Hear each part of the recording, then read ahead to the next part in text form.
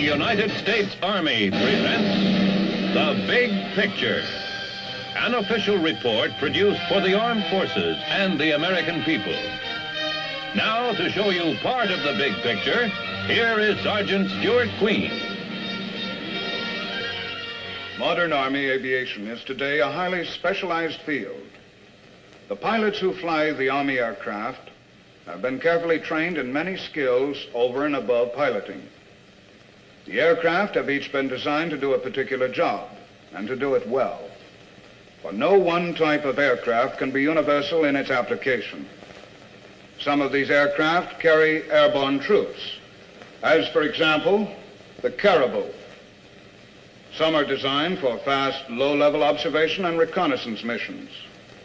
But they all have a common denominator in that they all come from a common source. The picture you will see today is part one of a three-part series.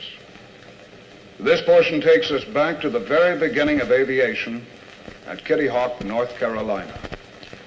Part two, which you will see next week, takes this story on from General Billy Mitchell era up to the present. Part three will show you how the United States Army has utilized all of the progress in the aviation field to create highly specialized aircraft in order to perform its global mission. And now, part one of the history of aviation. On December 17, 1903, Orville and Wilbur Wright made man's first 4 controlled flights in a powered airplane. That day, they lifted the world into a new dimension. What the Wrights had achieved at Kitty Hawk barely evoked passing attention in a nation whose people were absorbed with the problems of a dynamic new age. There were other, less celestial wonders closer at hand. The automobile, the telephone, the motion picture.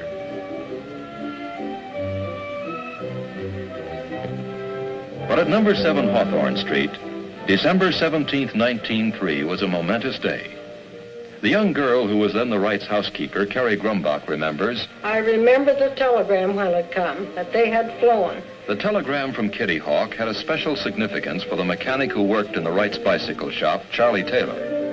I made all the different parts in the motor. I even made the crankshaft. So I made it out of a solid block of steel, about 32 inches long and 6 inches wide and 1 5/8 inches thick. The motor itself, from the time I started till I had it ready for test, was 6 weeks. 50 years ago, I can remember as though it was yesterday almost. There was not a complete indifference to the Wrights' discovery. A small group of Americans were laboring to further the art. And in Europe, where the airplane's military potential was quickly realized, a fresh wave of enthusiasm for aviation followed the Wrights' success. In France, Blériot, Farman, and Briquet were flying airplanes of their own design. The Englishman Coury and the Brazilian Santos Dumont, most of whose experiments took place in France, also captured the imagination of Europe with successful flights.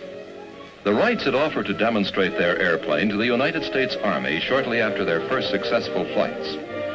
The Army declined, preferring to develop its small fleet of balloons as an air arm. Oddly, it was a young balloonist lieutenant of the Army who finally was instrumental in obtaining a chance for the Wrights and their airplane, Frank P. Long. After 4 long years of failing to recognize the Wrights, finally in December of 1907, the Board of Ordnance and Fortification granted an interview to Wilbur. At once, he inspired their confidence. This led to a contract in February of 1908 between the Wright brothers and the Signal Corps, in which they agreed to furnish an airplane that would fly 40 miles an hour, carry 2 persons, remain in the air for 1 hour, and, strange to relate, was to have some kind of a device by which, in case the motor stopped, it could be landed without crashing. In the summer of 1908, Orville Wright brought to Fort Myer, Virginia, the airplane that was to fulfill the specifications of the contract. Day after day, we watched him go fly around and around the field in his tuning-up flights. And finally, on the 9th of September, he broke the world's record by staying in the air for over 1 hour. Another young Army lieutenant, Benjamin Falloy, had a chance to fly in the Wright plane at Fort Myer.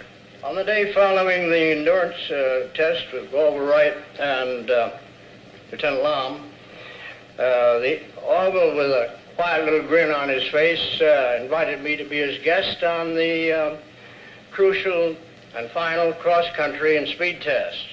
On July 30th, we took off on the final cross-country and speed test.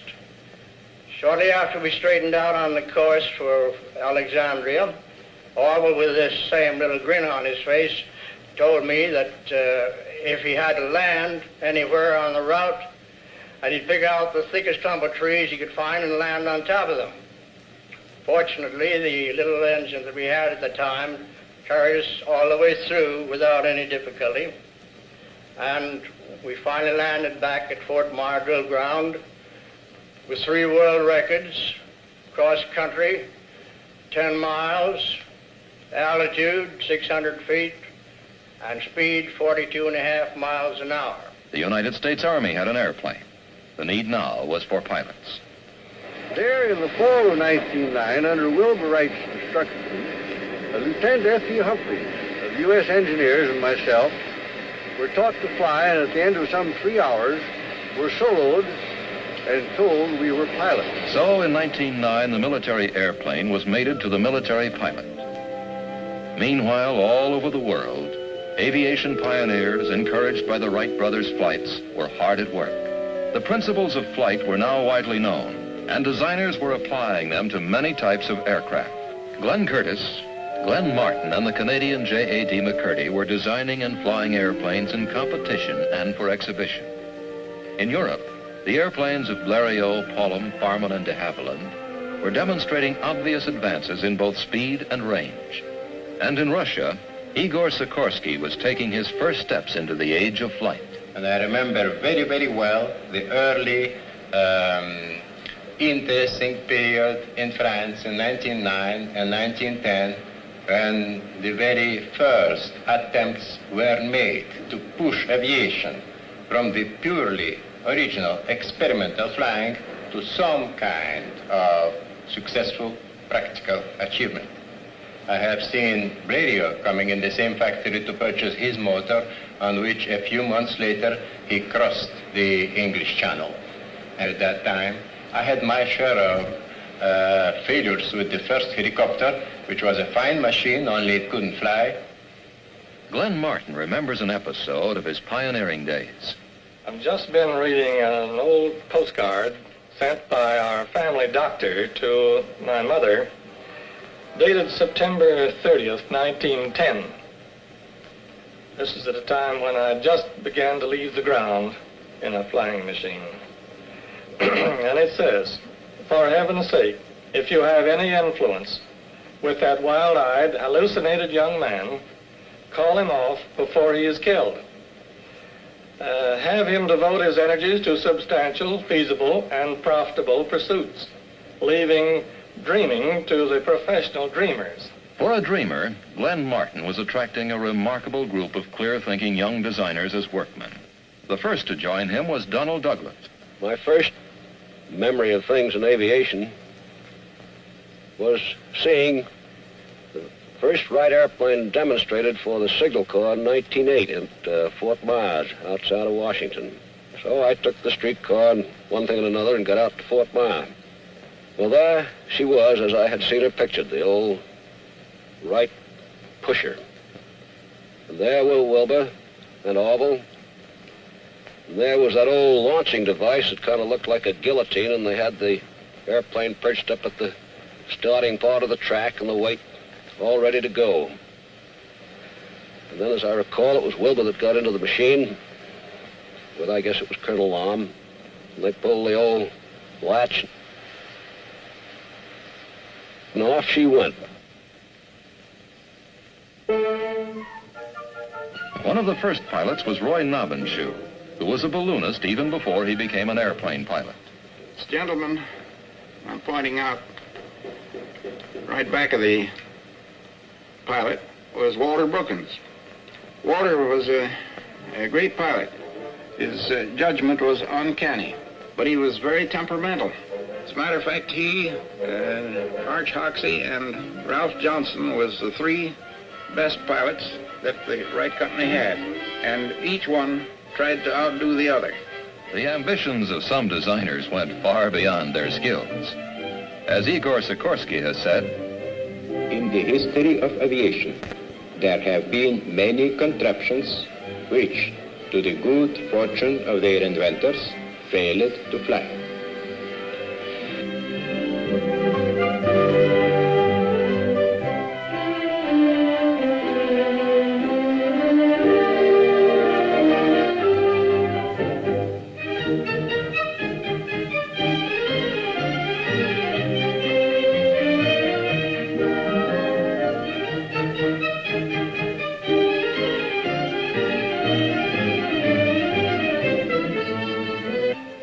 Sperry, whose contributions to the aircraft instrument field were momentous, puts a pre-war aircraft through its paces.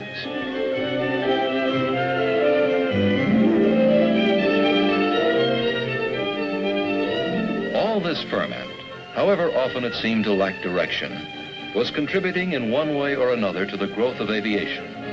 The airplane was growing cleaner in design. Its horsepower was more dependable. The disparaging term aeronaut was giving way to aviator, a term of respect. Aviation was emerging as a science. A pioneer aeronautical engineer and educator, Dr. Jerome Hunsaker. Professional education in aeronautical engineering began in this country at MIT in the winter of 1913-14. This course was started by President McLaurin borrowing me from the Navy Department and supplying me with one assistant as staff, who was a recent graduate in mechanical engineering, Donald Douglas, from whom more was to be heard. The pusher engine of early planes had been replaced by the tractor engine installations which allowed higher speeds. The Wrights were foreseeing these helpful aircraft devices, and other inventors such as Elmer Sperry were inventing and refining them. Here, a Curtiss seaplane flies with the early Sperry automatic pilot.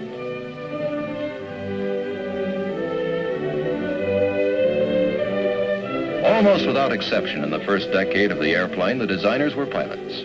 They built, tested, and flew their own designs. The Wrights, Blériot, Santos Dumont, Curtiss, Rose, Sikorsky, de Havilland, and Martin.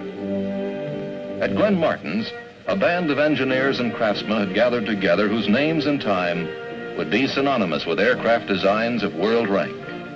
Donald Douglas, James H. Dutch Kindleberger, Lawrence Larry Bell, Alan Lockheed, John Northrop. The United States was the cradle of flight. Inventors of a high order had appeared. Our pilots were unmatched. First-rate designers emerged. Brilliant men specialized in the components of the airplane.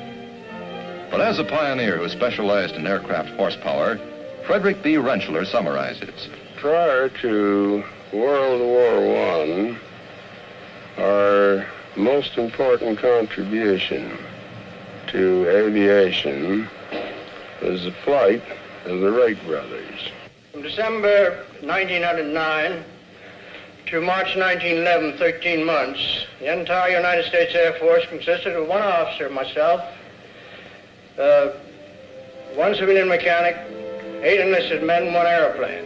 The government at that time wasn't very keen about turning money loose for flying. I had the great appropriation of $150 allotted to me to take care of the airplane for the entire year 1910. 2 air-minded young lieutenants shortly joined General Falloy, the one-man Air Force. They were Hap Arnold and T. DeWitt Milling.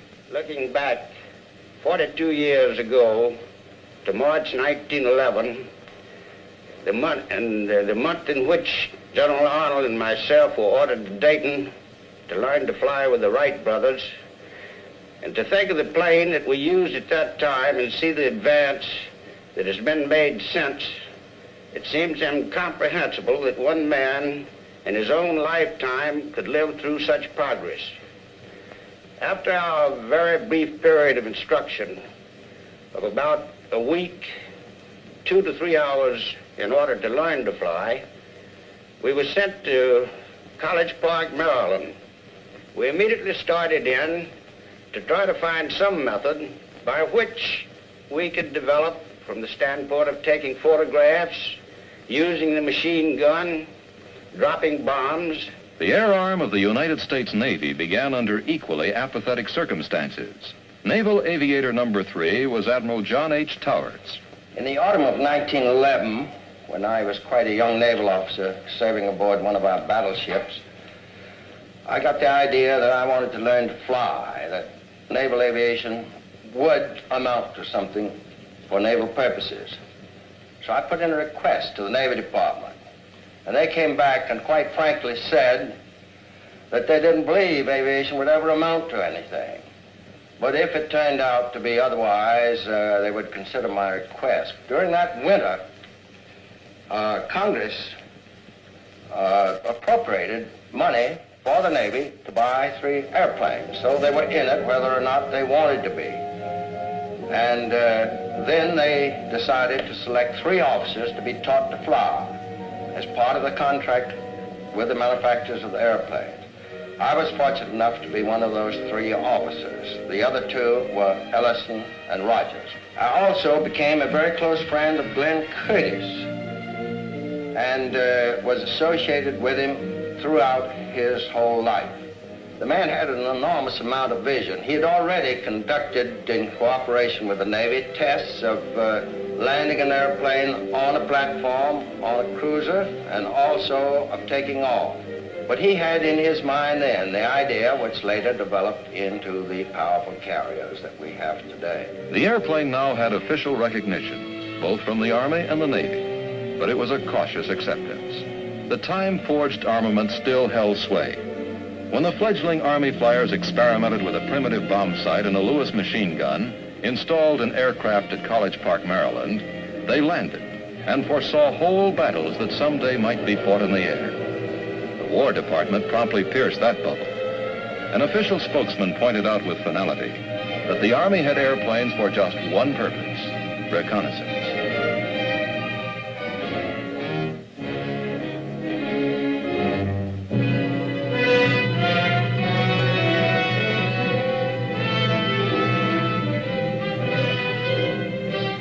From a pistol shot at Sarajevo, the first of the great modern world wars exploded. And almost overnight, all of Europe was engulfed in conflict. The airplane was put to work, just as the U.S. War Department spokesman had prophesied, as observation and scouting craft. The source of peril lay in the artillery, machine gun, and rifle fire, scourging the entrenched troops from across the wasted land. But in the air, Allied and German pilots often waved to each other as they passed on their observation missions. Then, instead of the courteous wave, the opposing pilots began exchanging pistol fire. Presently, the first crudely mounted machine guns appeared. Now the frantic race of inventing, improvising, adapting, and refining aircraft equipment began.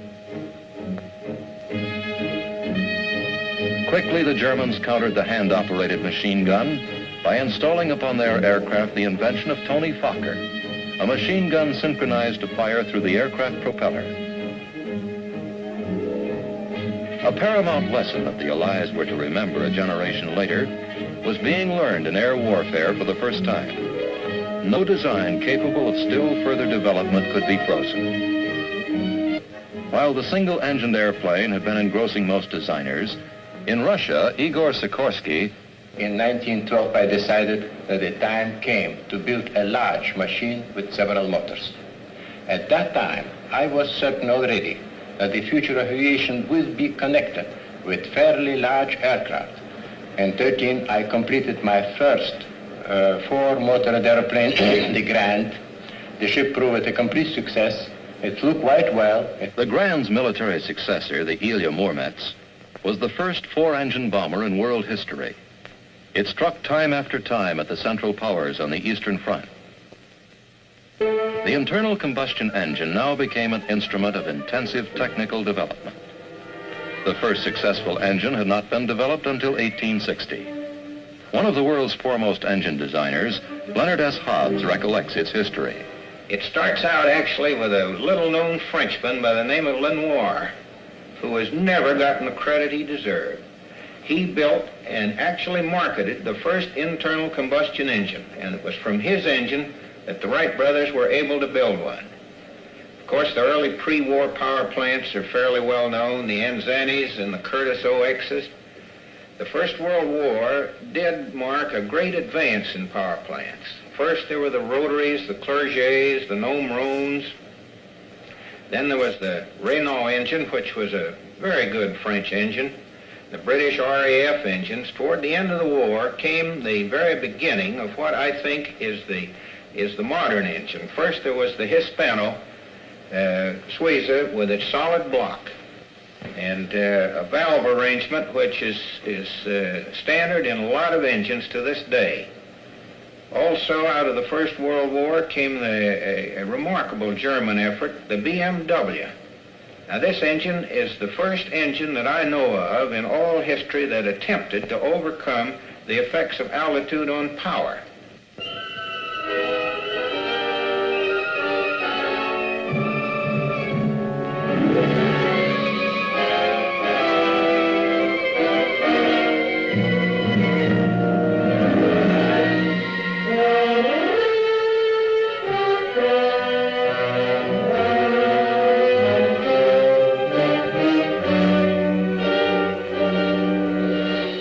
Into a conflict in which European antagonists had been tempered by 3 years of savage battle, whose equipment had been perfected by the necessity of survival without regard to cost, the United States now plunged.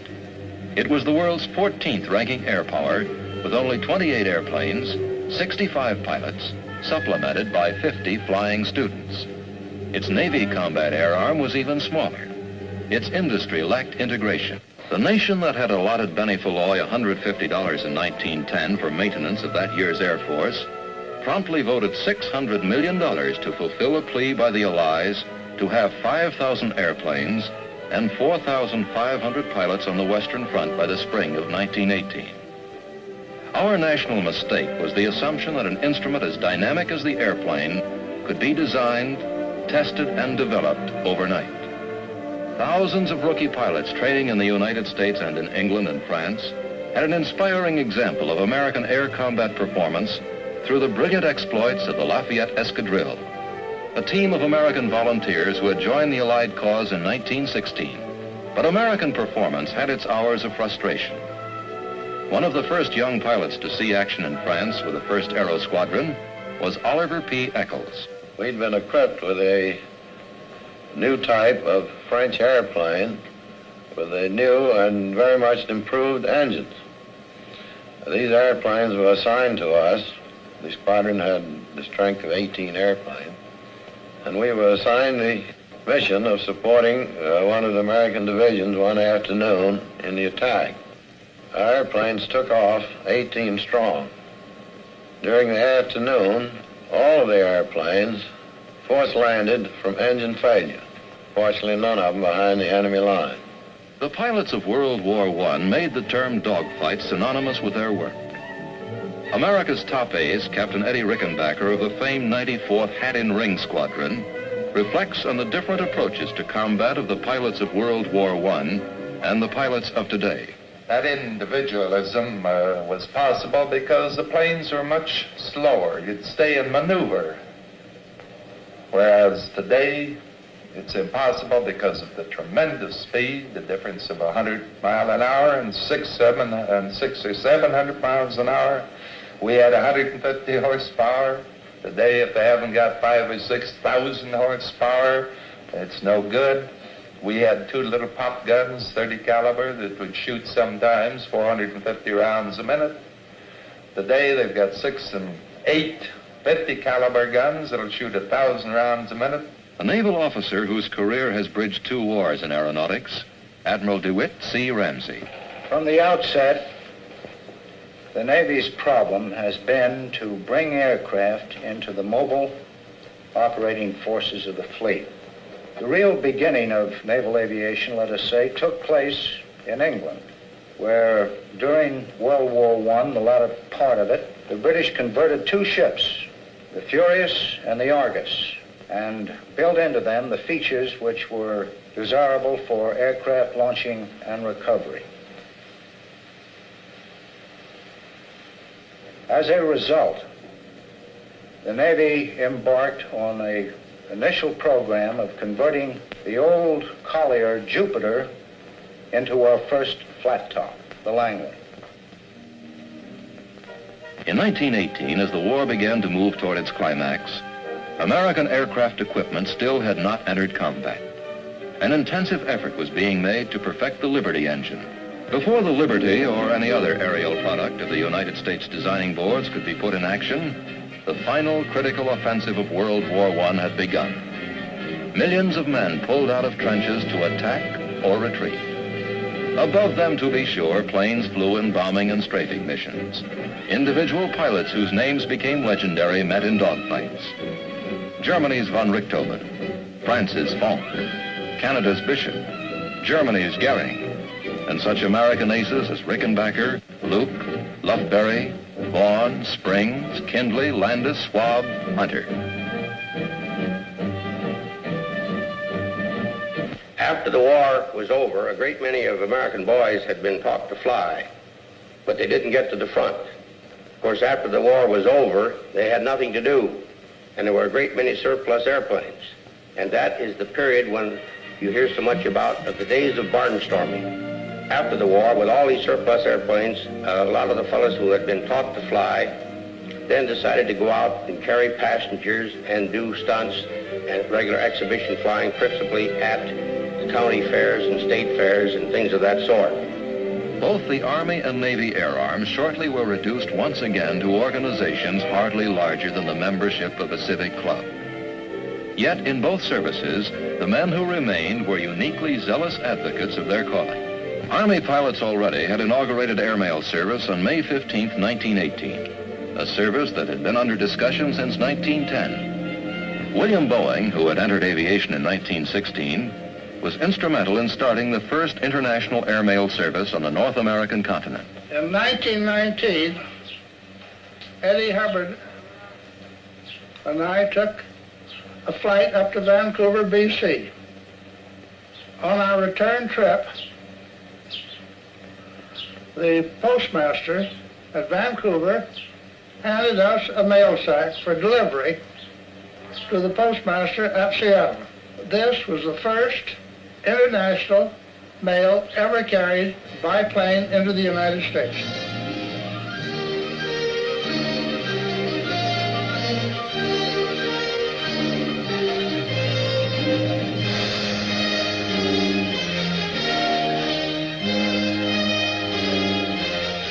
The Big Picture is an official report for the armed forces and the American people. Produced by the Army Pictorial Center. Presented by the Department of the Army in cooperation with this station.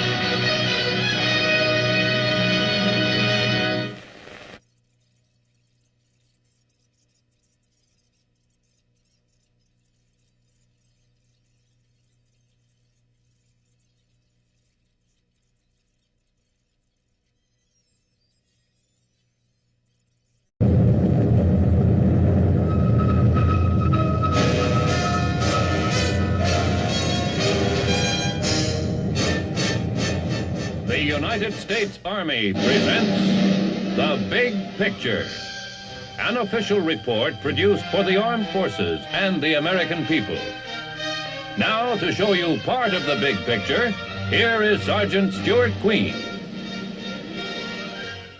Last week, you saw the beginning of aviation, starting in the fields of Kitty Hawk, North Carolina. Today, we shall see part two of this three-part series, covering the era of General Billy Mitchell through to the supersonic aircraft of today. Brigadier General William Mitchell, who had had a distinguished war record, argued that the Mahan doctrine of sea power had been outmoded by the airplane. and pleaded for a separate national air arm.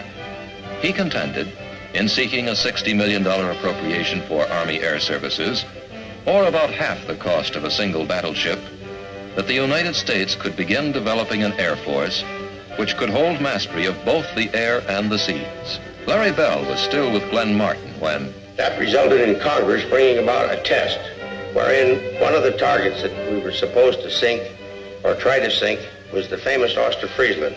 This ship was anchored about 100 miles offshore, and 6 of the Martin bombers went out, they each carrying a 2,000-pound bomb. They paraded over the battleship, and they dropped the 6 bombs, and only one hit it, and that was by mistake. The rest were timed to detonate at 100 feet below the surface, and it practically exploded the Friesland. At least it ripped the bottom of the ship from bow to stern, and the ship sank in 4 minutes. the nation accepted the airplane and tacitly agreed with its advocates. But there was still no federal provision for long-range planning and procurement. Nevertheless, a corps of designers and manufacturers stayed with the business. In the ceaseless drive to attain longer range and more reliable performance, the airplane, its engine, its components, and its instruments steadily were growing more complex. But the primary goal was speed. Roscoe Turner. I have maintained ever since that I've been flying that there's only one reason for flying, and that is speed. It's 1910 Curtis, 49 miles an hour. 1910 White, 61 miles an hour. 1911 Wyman, 78 miles an hour. 1920 Moseley, 156 miles an hour. Mon in 1922, 206 miles an hour. And 1925 Doolittle, 232 miles an hour. Jimmy Doolittle, a hell-for-leather pilot, whose own cold judgment was that he was essentially a technician. These record flights have a very real meaning. Competition has perhaps always been the greatest stimulus to improvement. A great many great men have contributed to aviation purely as specialists. Sperry, one of the greatest. Colonel Clark, who devised one of the first good airfoils. Sam Herron came along on his cylinders and his fuel, and then Frank Mach with his carburation devices and later fuel injection. Frank Caldwell with his propeller. Our earliest propellers were all wooden propellers, but they had several shortcomings. They were subject to atmospheric troubles, and they twisted out of shape in various climates. And they were also quite thick, so that at the high speed at which propeller tips operated, they were losing efficiency. One of the things which we did to overcome this was to develop a metal propeller, which first was a drop-forged aluminum alloy blade. Being very much thinner than the wooden ones, the efficiency was maintained in better condition. Sam Herron began working on aircraft engines as early as 1909 and shortly went to the Royal Aircraft Factory in England. I came to this country in 1921, and for the next 5 years was engaged in air-cooled cylinder development. It was really the air-cooled engine that made fuel development so necessary. The first move was to put tetraethyl lead in the existing gasoline. Later, the Air Force got the idea of adding the component that has the high end of the octane scale to the gasoline, and that eventually led to 100 octane gasoline. Frank Mach, the carburation and fuel control specialist. Our carburation work has always had to be a good bit like that of the Wright brothers, in the respect that we could get little guide from a textbook. The automobile carburetor, of course, was designed to operate on the level. The aircraft carburetors have to climb, dive, even fly upside down. Also, they have to go up an altitude where the air is thin. Mach, Hobbs, Sperry, Clark, Caldwell, Herron. The singular devotion with which these men and scores of other specialists pursued their particular fields leads H.M. Jack Horner, whose own specialty of aircraft production combined the fruits of all their labors, to say, that heritage of research, development, background work that goes into aircraft has continued throughout the whole existence of aircraft and the great improvements that have come there too. Then, midway in the 20s, came two events that turned the course of American aviation sharply upward. First, the government adopted the recommendations of President Coolidge's Morrow Board.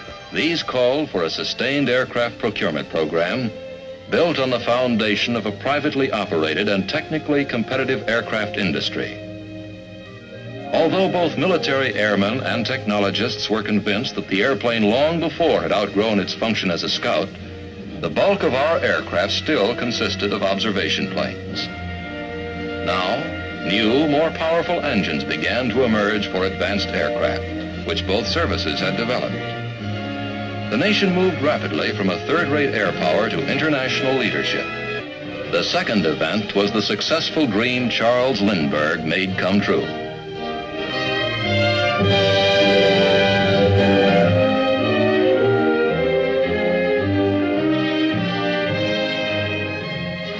In his single-engine Ryan monoplane, Lindbergh had flown the Atlantic non-stop to Paris.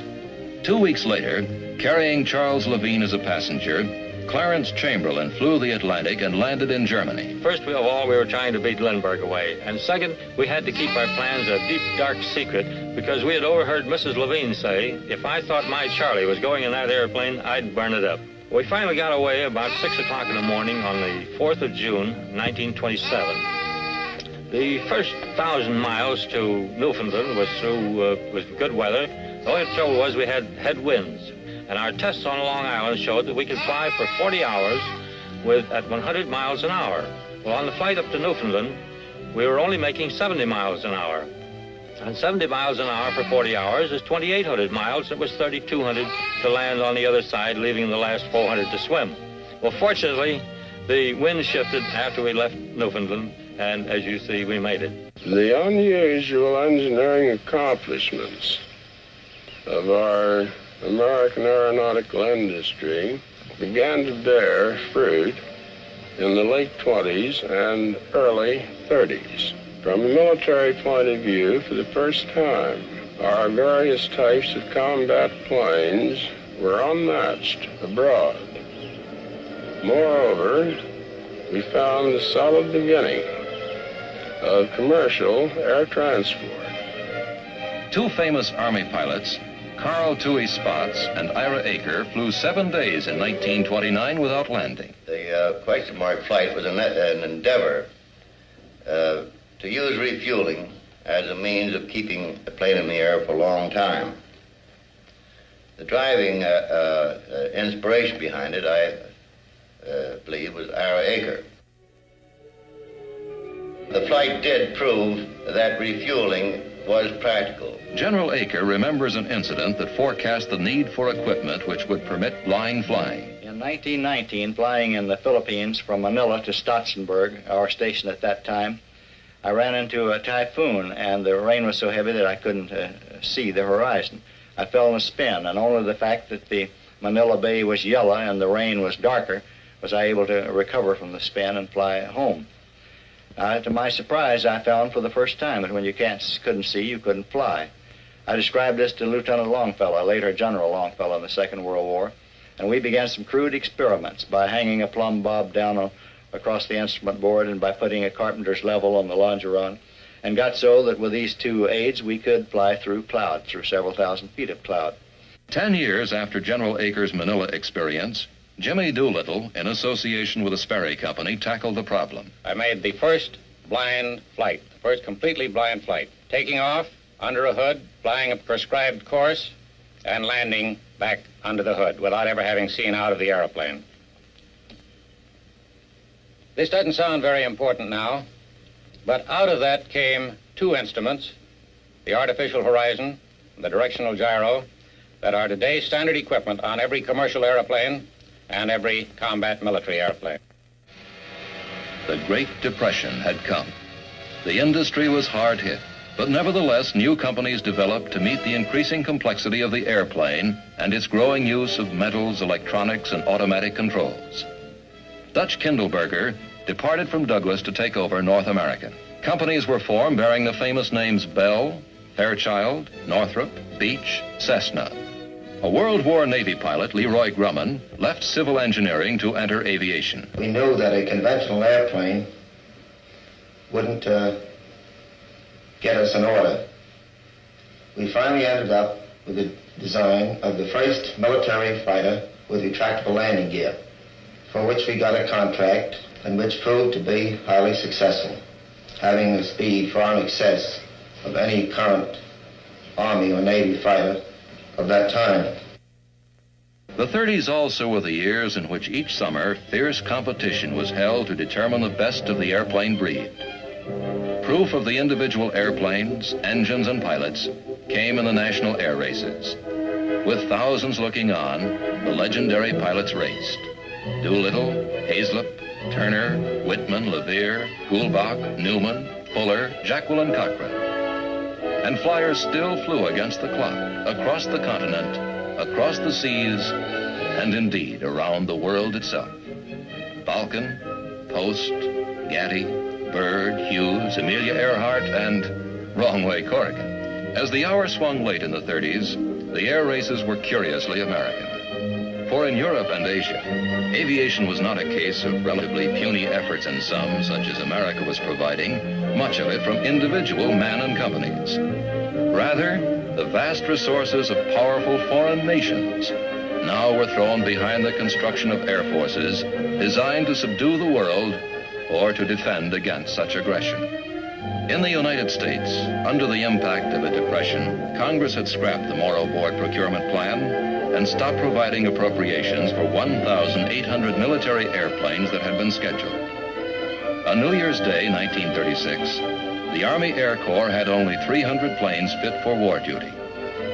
A year later, we had dropped to 6th place among powers in air combat strength, although our industry was judged to be technically at least 18 months ahead of foreign competition.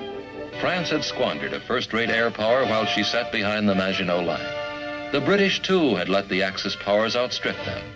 Frantically, both countries turned toward the United States, aware that, in the very act of running hard to meet crisis after crisis, an emphasis had been placed upon research, experiment, and development, which gave the United States technically superior aviation equipment. So the free world turned to the United States. Germany's Luftwaffe had demonstrated that the airplane was a vital weapon of modern offensive war. In the skies above England, the Royal Air Force now demonstrated that the airplane was a vital instrument of modern defensive war. The struggle in Europe shook America. A month after Congress had received a bill providing only 61 combat airplanes for the Army Air Corps for the following year, President Roosevelt called for a long-range production program of 50,000 airplanes. America slowly mobilized its productive capacity. It began to draft its young men. It sought to train them with wooden guns, cardboard tanks, and mock airplanes until it could gear its productive capacity to build the real thing. The war spread. Germany seized Norway, turned on its momentary ally Russia, overran Greece, joined its partner Italy in Africa, and encouraged its Asiatic ally Japan.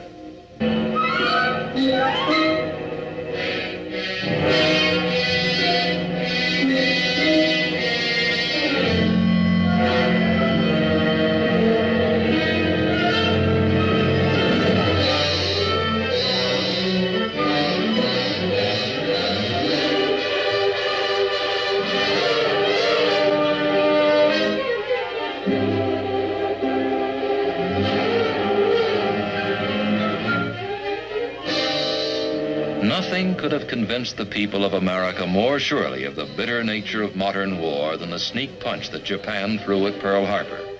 The nation fell to work to expand its token battle forces and its production into a great tide of men and machines. To train men and to equip them required long months, particularly in aviation.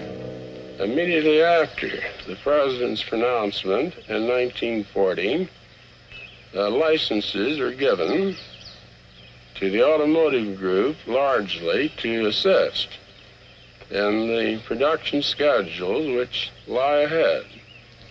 Nevertheless, until the end of 1943, the equipment which actually saw service on the various fighting fronts all over the world were furnished entirely by the aeronautical industry, because it was a fact that it required 20 months to 2 years for the average automotive company to begin. With their momentum at full flood, the Japanese swept through the Pacific. Jimmy Doolittle and a little band of flyers carried the war home to them in a joint Navy-Air Force operation. I've frequently been asked, what was the purpose and what was the effect of the first Tokyo raid? Well, the purpose was to take the war to Japan, to show them that their island was not inviolate. The effect? Well, the effect was to cause them to divert some of their military strength that was needed in the South Pacific to the protection of the home islands. Slowly, the nation began to regain control of the air and the sea lanes that it had lost in the Pacific. The first great victory was the Battle of the Coral Sea. Captain Thatch, one of the Navy's ablest flyers and tacticians, remembers that battle and the subsequent Battle of Midway. In the Battle of the Coral Sea, for example, the dive bombers and torpedo planes and the fighters came in almost simultaneously, but the enemy concentrated on the dive bombers. At the same time, that let the torpedo planes in, and they did most of the damage. On the other hand, in the Battle of Midway later, the enemy fighters concentrated on the torpedo planes, and the dive bombers came in almost unmolested. I could see them coming down like a huge waterfall, and there were practically no misses. They were the ones that did the job in the Battle of Midway. From their bases in England, American bombers began to strike at the heart of Germany under the direction of General Spaatz. Strategic bombing was one of the ways of winning the war. And our fighter operations, in a large measure, developed into covering operations for the bombers. In order to do that, we had to have the development that had taken place. Good radio, so the leader of the fighter outfits could not only talk to his own men, but be in communication with the bombers, and in turn get some guidance from ground control stations on the ground by radio. This resulted in a different type of fighting and a different type of operation. But it proved conclusively in World War II that the airplane had developed to such an extent that air warfare became a different war altogether than land and sea warfare. Wellwood Beale, a member of the team of designers who created the B-17, saw the airplane altered from a defensive to an offensive weapon. The conception of strategic air bombing was not fully developed at that point. Originally, for instance, the B-17 was built to protect our coast from an invading fleet, and hence it was called the Flying Fortress.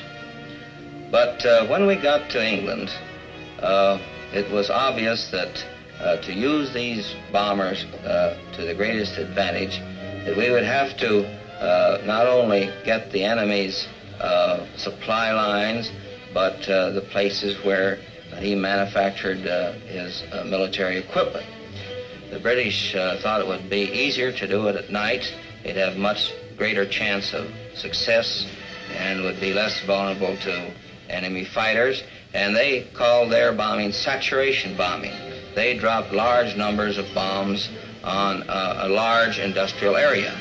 The Americans, however, decided that with the B-17 and the B-24, that they could pinpoint a specific target. For instance, the ball bearing factory at Schweinfurt. They, in order to do the job properly, decided that it should be done at daytime, where their bomb sight was the most effective. At home, the United States had channeled its great energies and its vast technologies to produce in flood the goods of war.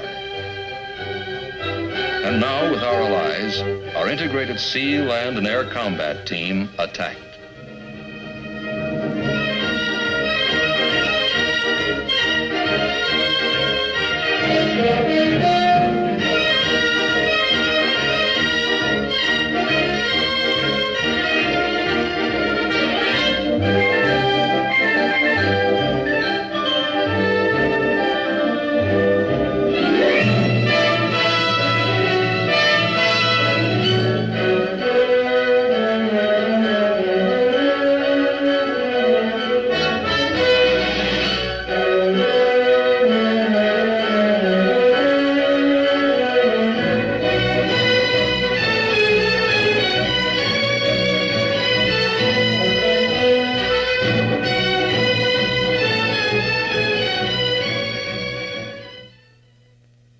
No one in aviation believes that aviation alone won the war.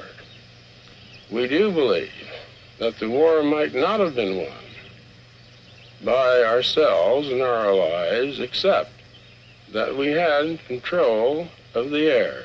In the war's closing hours, Germany had employed guided missiles brutally, but without decisive effect.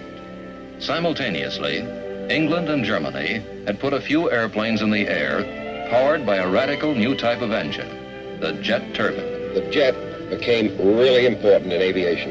The accumulated engineering know-how that this country had built up with its piston engine equipment suddenly became very much less important. This event was really a great leveler in engineering background and potential for all countries. And we had to start over again to try to regain the supremacy which we had in World War II. In their march across Germany, Russia had seized Germany's military tools and designs and many of the engineers who were developing the jet.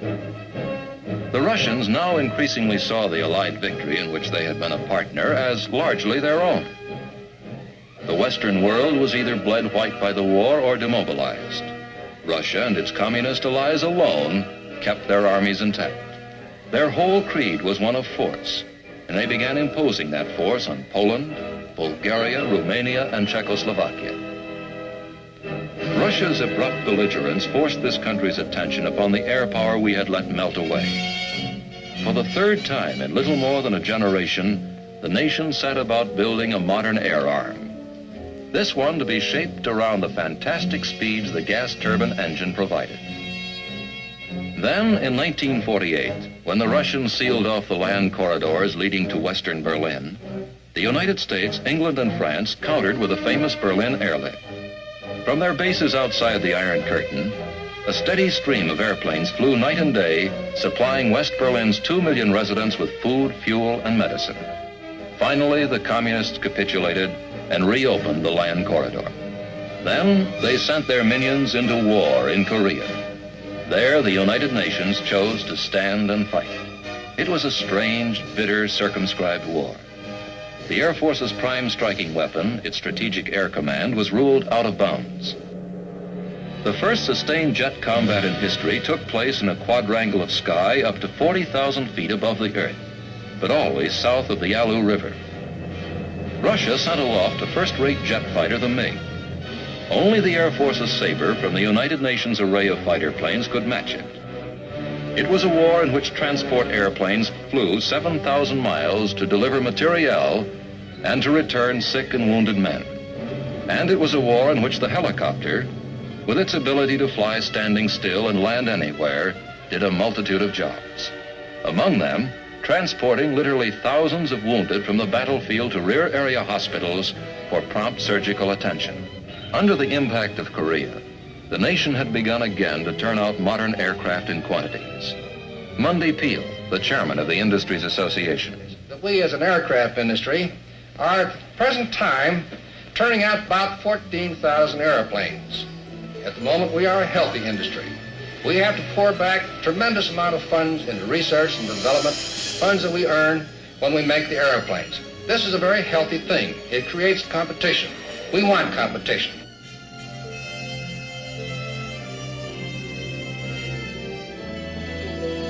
Modern test pilots who fly at sonic speeds and incredible altitudes take an equally factual view of their calling. Tex Johnston sums up his philosophy after putting the J-57-powered B-52 through its paces.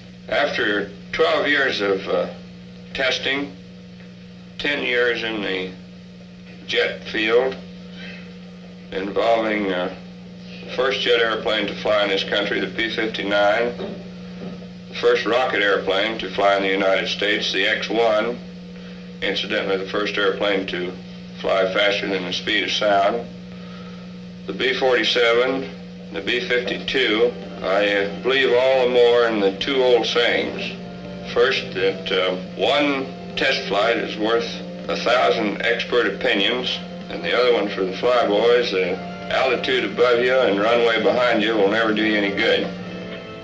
Chuck Yeager, the first man to fly through the sonic barrier, And Bill Bridgman, a test pilot who has flown almost twice the speed of sound and has piloted a plane at an altitude of 79,000 feet, discussed their calling in language peculiarly their own. Certainly enjoyed the work. I think launching's the only safe way to get into that kind of flying. It's a heck of a lot safer than takeoffs, that's for sure. Yeah, and you burn so much fuel when you take off before you get up to the altitude where the airplane can drop you. And I personally think that's the most fun involved in a flight is when the guy cuts you loose, you're just hanging there for a minute, just like on a roller coaster. And so the airplane has evolved from the Wrights, whose first flights at Kitty Hawk were at speeds hardly faster than an athlete can run, to speeds today where the Bridgmans, the Jaegers, and the Johnstons travel faster than a bullet.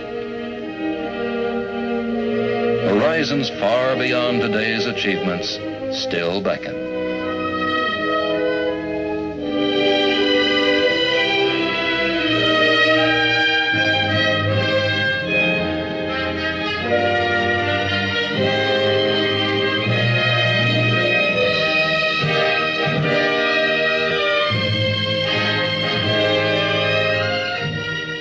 Your name, sir? Frank P. Long. Have you flown before? Yes, I've flown before.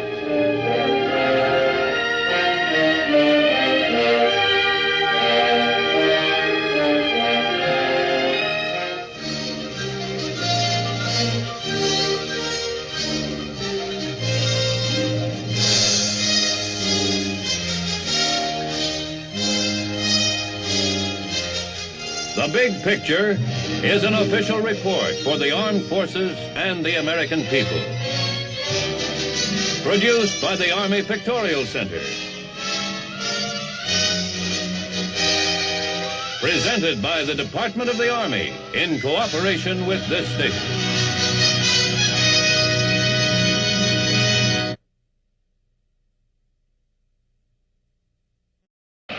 The margin of victory in tomorrow's battle could be exactly the distance between the jeeps and the helicopters.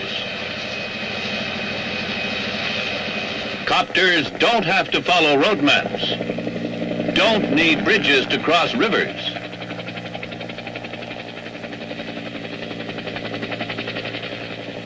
But do move troops more swiftly than ground carriers.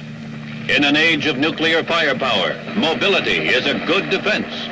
But the best defense is a good offense.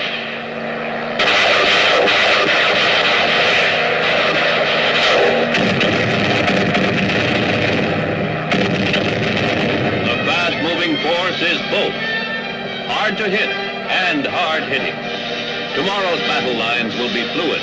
Tomorrow's battlefield, a crazy quilt of friendly and enemy forces.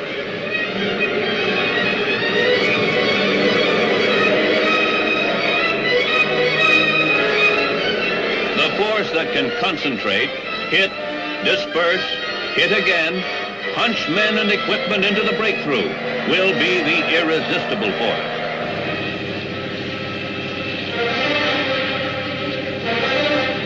To provide the means for such a force is the goal of Army Aviation.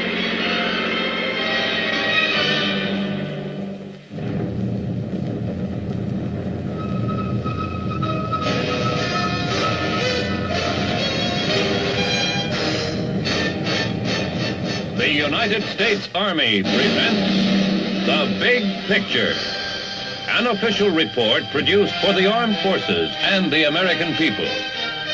Now, to show you part of the big picture, here is Sergeant Stewart Queen.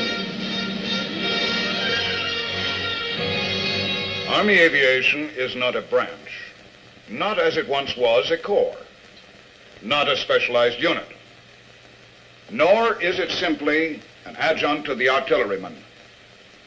Certainly it is not a second Air Force. Army aviation is a way, a means. If you ask, what is its purpose, then you must also ask, what is the mission of the Army?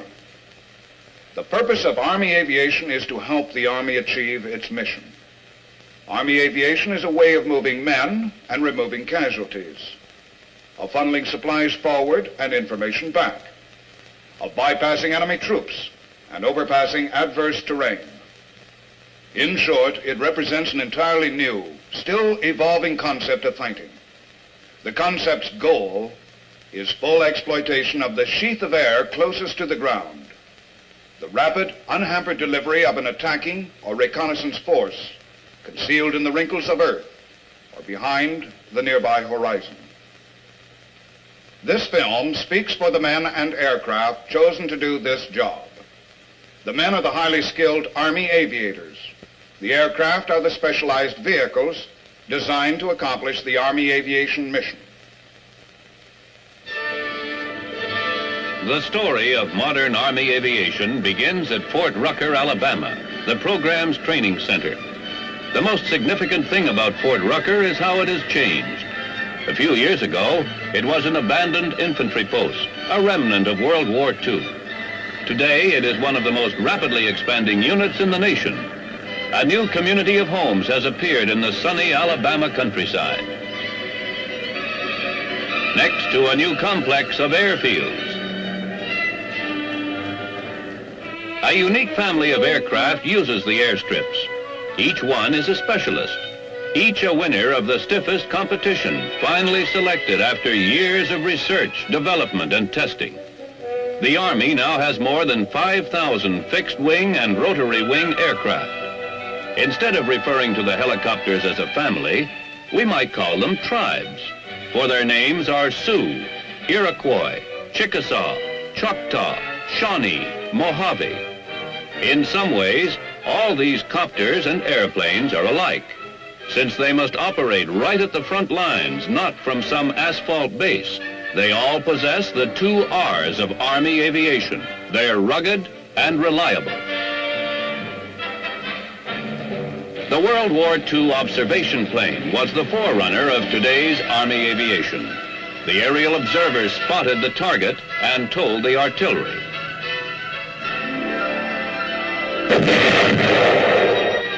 The Bird Dog is a direct descendant of that World War II plane with the same mission, fire control. But the L-19, L for liaison, can do other jobs, such as dropping supplies. The Bird Dog will settle for and on the minimum landing patch. This road might give your teeth a jarring if you went over it on a bicycle or Jeep.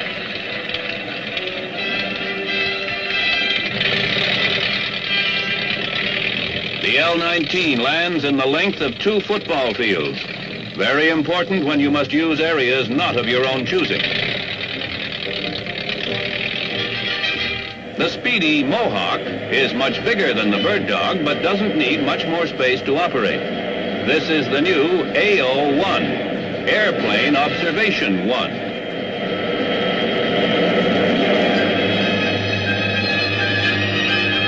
The bug-eye canopy permits a good look all around. The lines of sight of pilot and observer can meet just 36 feet below the plane.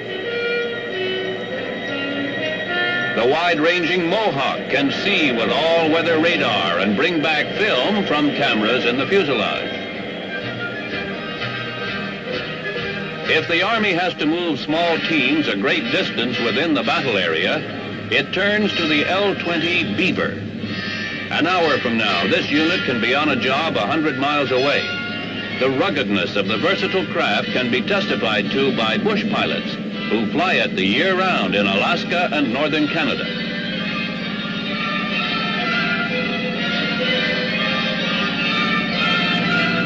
The ever-increasing demands for quick movement mean that more and more men of a ground army must move through the air. The Beaver gives the Army dependable transportation.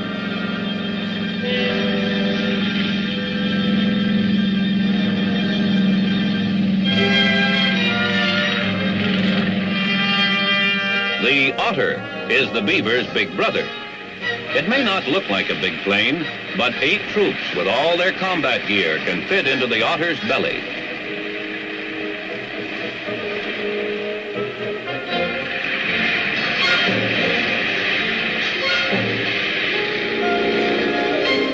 Yet the Otter is small and rugged enough to fit into tight, uninviting fields. Note the type of land from which these otters are taking off. But the latest word in Army transport is caribou. The AC-1, C for cargo, carries 3 tons of materiel or 32 troops. Whether moving troops forward or litter patients rearward, the caribou is a key to the Army's quest for large-scale movement by air. Although this is the Army's biggest plane, it takes off in less space than the Hawk. The appearance of the caribou in the air announces a new era for the Army in moving masses of men within the battle area.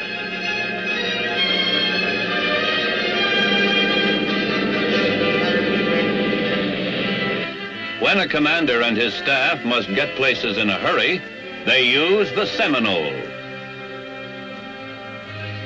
In addition to fast transport service, the L-23 is excellent for inspecting combat areas and installations or observing troop columns.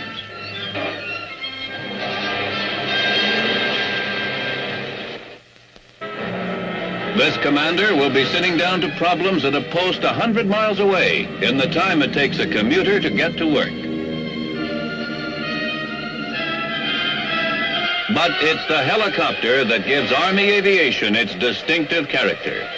The chopper, as Army aviators call it, can get in and out of places inaccessible to airplanes. Invaluable for reconnaissance and a host of other duties, as military men began to realize during the Korean War.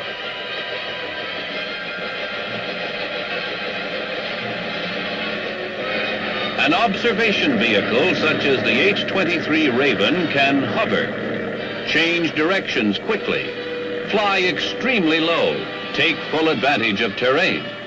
To see and not be seen is an ever more difficult military mission, but with the low-flying copter, it can be accomplished. The Sioux is the other half of the Army's light copter twins. The Sioux served in the Korean War and earned a reputation as a lifesaver. A major element in mortality rates all through history was that badly wounded soldiers often could not be removed from the battlefield in time. That changed with the helicopter. 20,000 casualties were evacuated by copter during the Korean War, and the ratio of wounded who lived jumped dramatically from that of World War II. Pilots reassure an injured man. For a flight in the litter of a helicopter is a strange experience. If need be, the Army aviator will give medical first aid on the spot, one of many specialties he must know. The Sioux can carry 1 litter on each landing skid and a walking wounded in the co-pilot's seat. Army copters have proved to civilians in peacetime emergencies as well as soldiers in combat. When you're in a tight spot, there is a way out. Sailing into our picture now, the Iroquois, the Army's first helicopter powered by gas turbine engine. Designated HU-1, HU for helicopter utility, the Iroquois is a crackerjack of all trades, frequently serving as an air ambulance for the Medical Service Corps.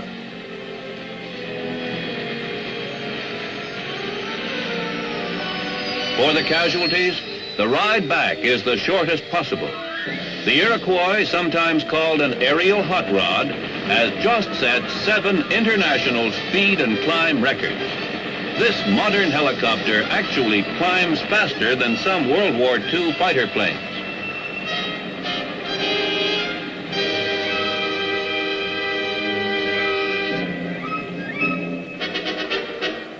The Chickasaw can pick up and go with 10 soldiers, whisking this artillery survey team to a new fire control point. As copters get bigger, they need longer rotor blades to bite the air. The Chickasaws measure 53 feet. All Army copters have a vertical tail rotor for stability and for turning. All that is except the Shawnee, the only one with 2 rotors. Those who go by appearances call it the flying banana. Those who know what it does call it the workhorse.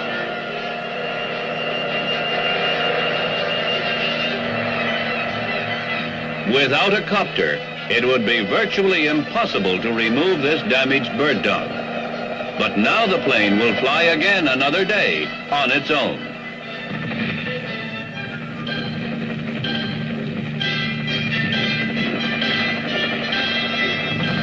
When large numbers of troops are involved, the Army relies on the veteran Choctaw. Each Choctaw carries 18 combat-equipped soldiers.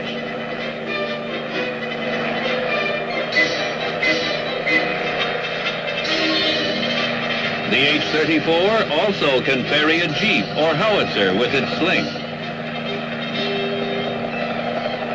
Here are combat scenes never acted in any war that has been fought. Here is a new capability to thrust battle units into action. The possibilities are limitless. Troops vaulting ahead to exploit the effects of nuclear weapons. Reinforcements leapfrogging in to bolster a surrounded unit. Attackers materializing where the enemy least expects. The giant Mojave acts in concert. This Goliath can disgorge 3 jeeps or 23 combat troops. The Mojave can move with the fastest helicopters, driven by 2 engines outside the fuselage. This, then, is our cast of vehicles to give the Army unprecedented mobility through the air. For a different look at aerial mobility and maneuverability, let's tune up the fiddles and gather round these Sioux at a square dance. Swing your partners.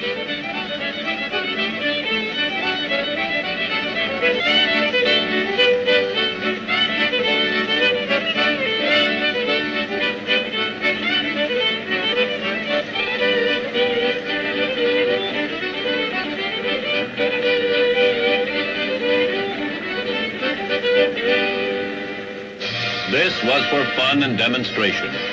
But to make the whirlybird dance takes the touch of adroit masters. Who are they?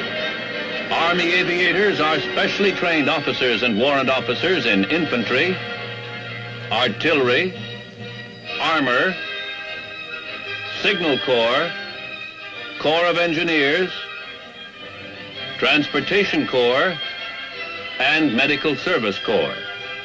Officers from other branches of the Army must request a transfer to one of these 7 branches before they can be considered for flight training.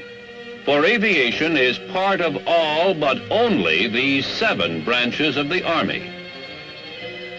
Flight proficiency in fixed or rotary wing craft, or both, earns the Army Aviator's Badge.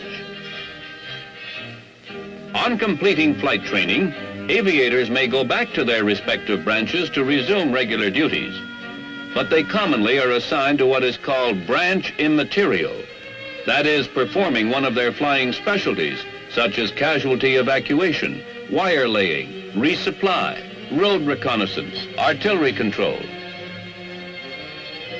Army aviators, then, are first of all Army officers. They must be able at all times to carry out the duties of their rank and branch of Army, and they must be ready to handle a variety of air assignments. Put another way, much is expected of them and their aircraft. The hardy bird dog, speedy Seminole, sturdy beaver, the otter, Sioux, and its companion, Raven. Fast climbing Iroquois, the troop carriers, Chickasaw, Choctaw, the Shawnee and huge Mojave. This is today's lineup. Now, what lies ahead? The next helicopter to join the Army will be the Chinook, the HC-1. HC for helicopter cargo. Here is an earlier, smaller version. Even so, its value is readily apparent. A Little John missile is quickly rolled out and set up.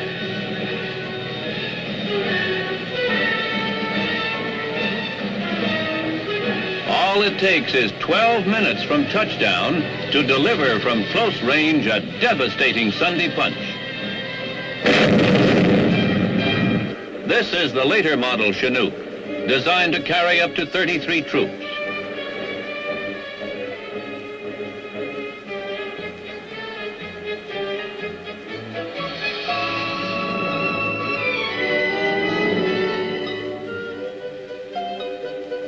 In addition to carrying more troops, the Chinook will fly farther and faster than any copter the Army now has. The ramp door closes like an enormous whale's mouth. The Chinook will team with the big Caribou plane to do the Army's heavy-duty moving.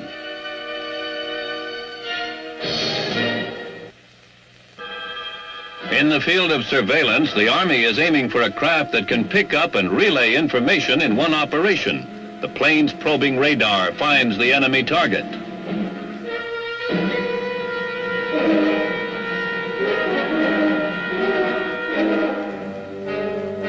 The exact positional information is channeled to the artillery, and in moments, a missile is on its way.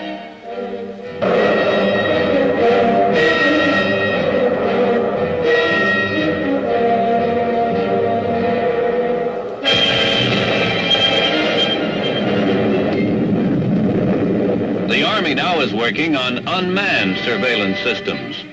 More sophisticated models than this Fire Bee target drone will penetrate enemy territory, take pictures by electronic command, then return the film report by parachute. An ideal vehicle from the Army's point of view is one that performs like a helicopter, yet flies like a high-speed airplane. In order to find this hybrid creature, the Army experiments and keeps an open mind. In this craft, ducted air screws act 1 minute as rotors, the next as propellers.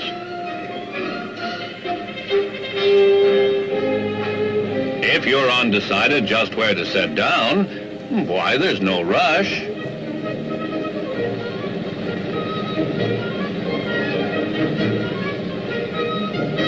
This aircraft is classified VTOL for vertical takeoff and landing. Another approach to the same problem. Tilt the whole wing instead of just the air screws. There is an in-between choice on this craft. To set the wings at an angle for short takeoff and landing with a heavier load. Short takeoff and landing are known as STOL. The demands for mobility seem endless, the solutions unlimited. The aerocycle is one proposal for moving the individual soldier on missions such as reconnaissance, for example.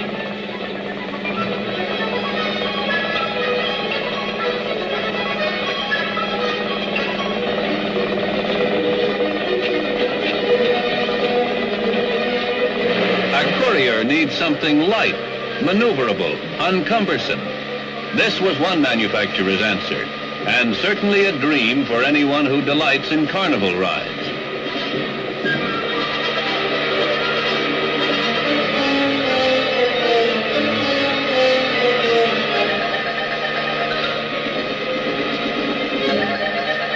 On the other hand, the Army has explored the feasibility of using the helicopter as a flying crane.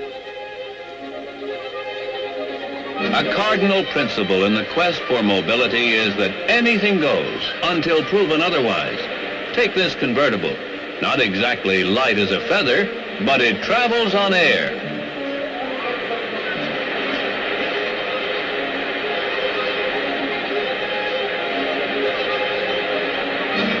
It is one of a whole series of so-called ground effect machines, experimental vehicles that generate and glide on a cushion of air.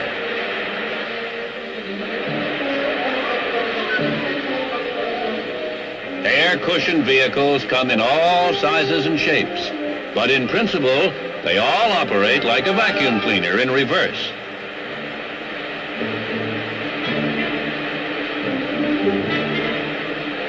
This one, you probably guessed, is nicknamed Flying Donut.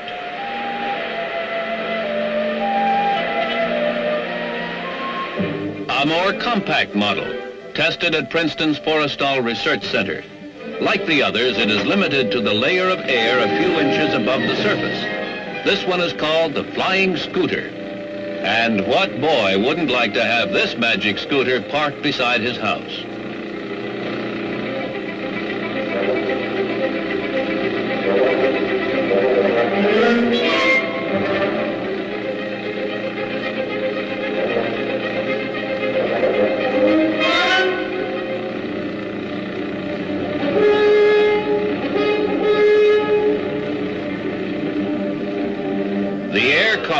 Another ground effect machine the Army has shown an interest in. It can go 60 miles an hour over land or water, ice or snow. All it requires is that the surface be clear and fairly level.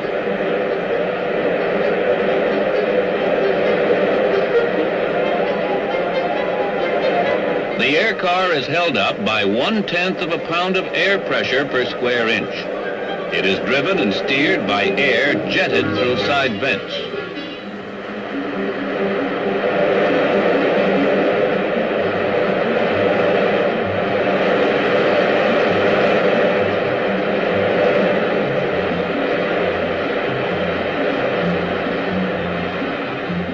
If this avenue of research proves fruitful, we may someday have a tank that doesn't rumble. New vehicles, new weapons combinations need new tactics. The Army now is embodying a new concept, an air task force, completely independent of ground. An entire unit of air-mounted vehicles firing everything from machine guns to missiles. Much remains to perfect this newest method of getting there firstest with the mostest. But it is exactly here that we see the page turning from yesterday to tomorrow.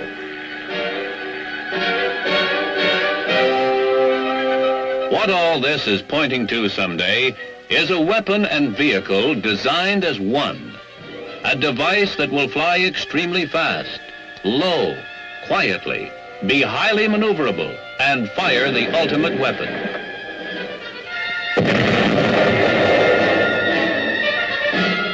This isn't fantasy, nor is it necessarily a faithful look at the future, for new discoveries may alter our course.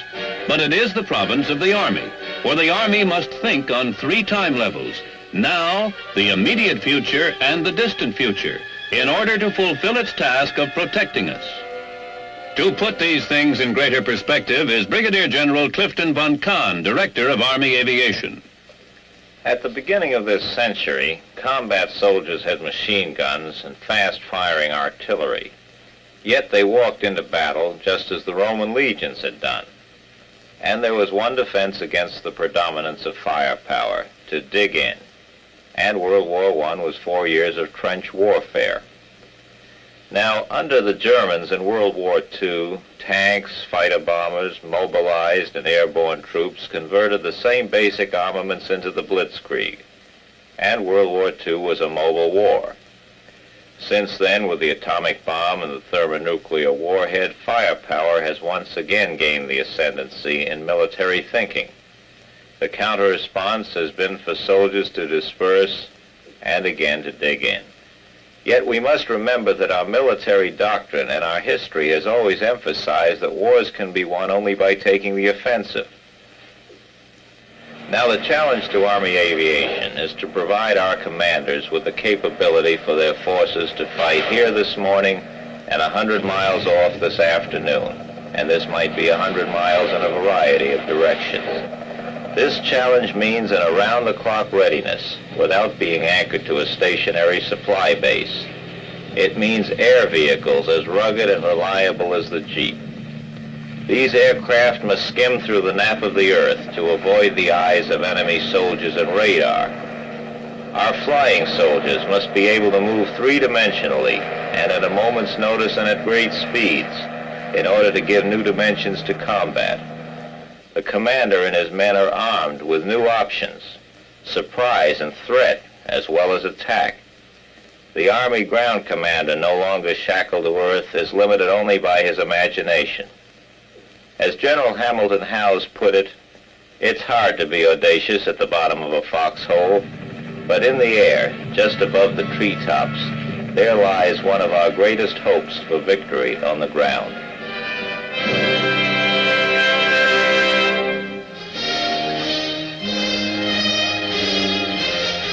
The Big Picture is an official report for the armed forces and the American people. Produced by the Army Pictorial Center. Presented by the Department of the Army in cooperation with this station.